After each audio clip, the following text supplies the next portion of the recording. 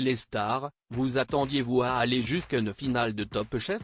Louise Bourra, absolument pas. Ce n'était même pas mon objectif.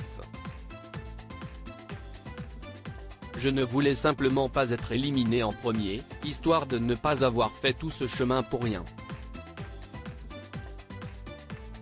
J'ai pris chaque semaine comme elle venait.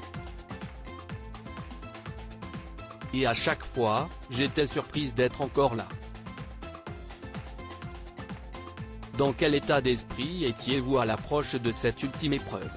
On a eu un petit mois entre le tournage de la demi-finale et celui de la finale, donc c'était un retour à la vie réelle.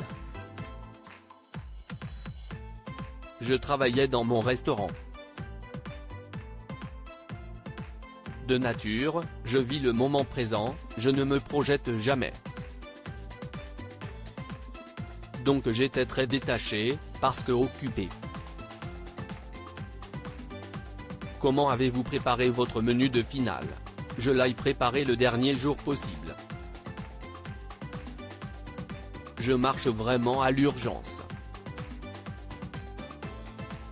Je n'ai pas pu travailler véritablement mon menu, contrairement à Arnaud qui, je crois, s'est entraîné 2 ou 3 fois à grandeur nature.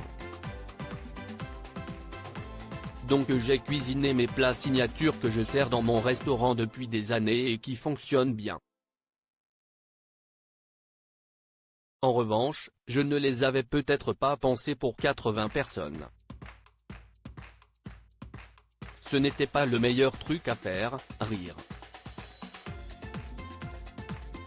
Louise Bourra, quand Hélène Darroze m'a dit avoir appris à mes côtés, je ne savais plus où me mettre lors de la demi-finale, Hélène Darroze a dit avoir appris à vos côtés. À ce moment-là, vous êtes-vous dit que vous aviez déjà tout gagné? Je me l'étais déjà dit bien avant cela, rire. Si est-il un peu intimidant. Je ne savais plus où me mettre, rire. Si est hyper touchant. Ce sont des mots que je garde très près de mon cœur. Ça m'a beaucoup touché. Auriez-vous aimé être coaché par un autre chef ou vous ne pouviez pas rêver meilleur chef de brigade? Je ne changerai pas la façon dont les choses se sont déroulées. Mais j'aurais appris et aimé être aux côtés de chacun des chefs. J'aurais aimé faire une aventure avec chacun d'eux.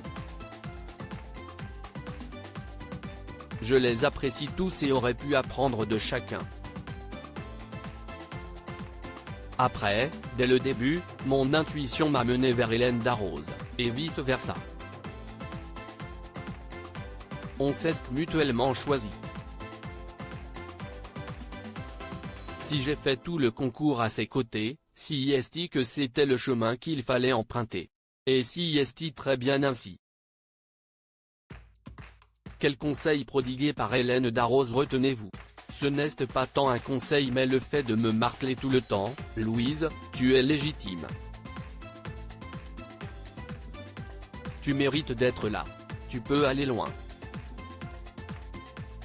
Elle a cru en moi dès le début et ne m'a jamais lâché.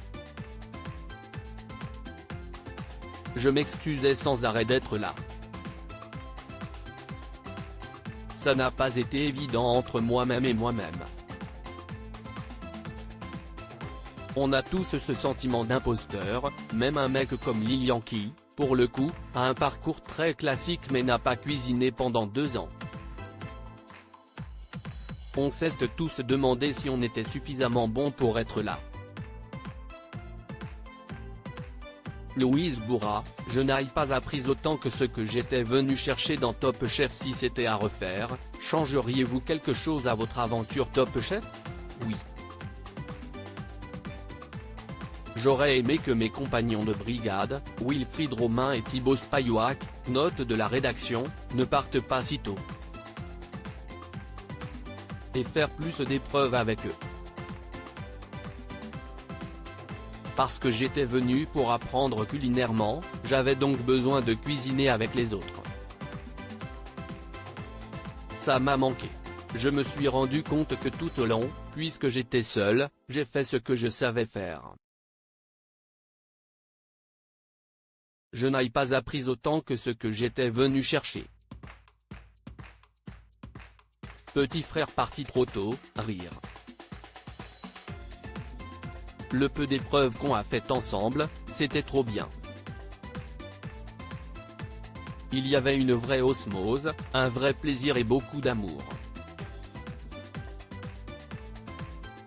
C'est avec eux que j'ai le plus appris en fait, comment ils construisent une recette, un plat, les idées qu'ils ont.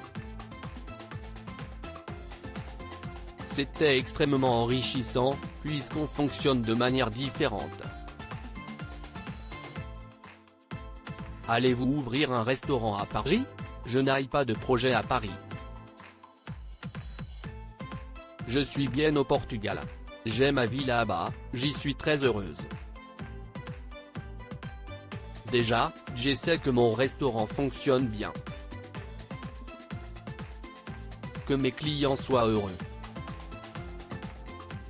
Que mon équipe soit heureuse. Que moi, je sois heureuse aussi. Mais je ne me vois pas en France.